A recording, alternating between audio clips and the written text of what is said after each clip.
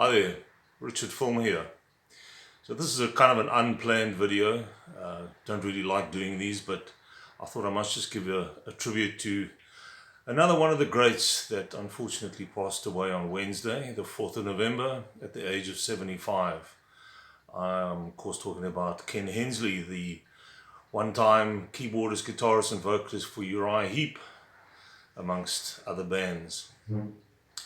So he was born on the 24th of August 1945 in Plumstead in London, and as I said, he passed away on Wednesday in Agost, Spain. Ken Hensley was one of the most gifted of musicians, as well as being a fantastic songwriter, and in fact in the early career of Uriah Heep he was their main songwriter.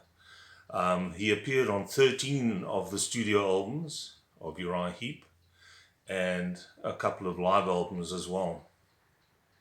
Some of the early bands that he was in, the Gods, which also he then went to form Uriah Heep from these bands. So it was the Gods, Head Machine, Toe Fat, and a band called Weed. Those were all his early bands before joining Uriah Heep as a founding member. In the 80s, between 82 and 85, he was also a part of the southern rock band Blackfoot, which was quite a strange move for him, but I think one of the two albums worked pretty well. Even stranger was he was on the Wasp album Headless Children. I didn't see that one coming. He also appeared on the Cinderella album Heartbreak Station. So he was quite diverse in what he did. So I just want to go through a couple of the albums that he appears on, the notable albums, some of them real classics. The very first Uriah Heep, very heavy, very humble. Some great keyboard work from him on the song Gypsy, which was a huge hit off this. Lucy Blues. This whole album, you could see who the main guys in Uriah Heep were going to be right from the start. It was Ken Hensley and Mick Box on guitar. Mick Box being the only original guy left now. In fact, of the classic lineup, he's the only guy left. Gary Thane is gone. Lee Kerslake unfortunately passed away earlier. Must have been about a month ago. And now Ken Hensley. David Byron, of course, died some time back. So yeah, it's only really Mick Box who's left, which is really quite sad. So that was the first album, Look at Yourself, another great Uriah Heep album with good tracks. July Morning, that long epic track, which has got some amazing keyboard work from Ken Hensley. Their second album, Salisbury, there we go. My favorite, Demons and Wizards, which was probably their biggest selling album of the 70s. Great tracks on Easy Living, Poets Justice, Circle of Hands, which has got some incredible lyrics. His songwriting was just amazing. Rainbow Demon, my favorite track off here. The follow-up, Magician's Birthday, which was kind of a follow-on from Demons and Wizards, the same sort of themes. Sunrise, the song Rain, which would actually appear in one of Ken's solo albums later on, or actually during the 70s around this time. Another album called Sweet Freedom. All of these 70s albums I think are essential purchases.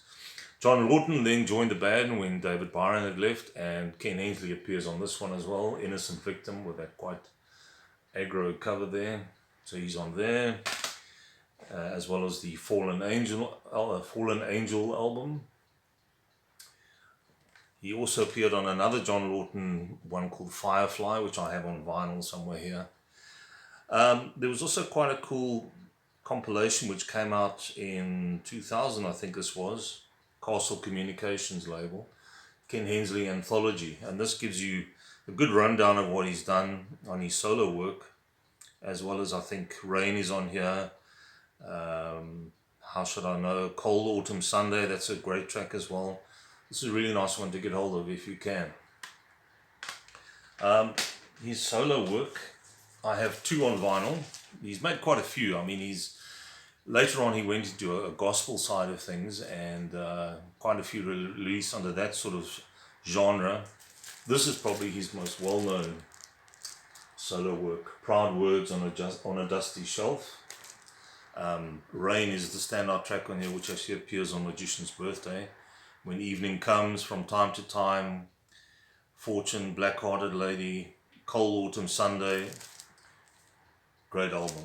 If you can find this, grab it, especially on vinyl. The sound is amazing. And I have the follow-up one called Eager to Please. It's got that sort of pencil drawing cover.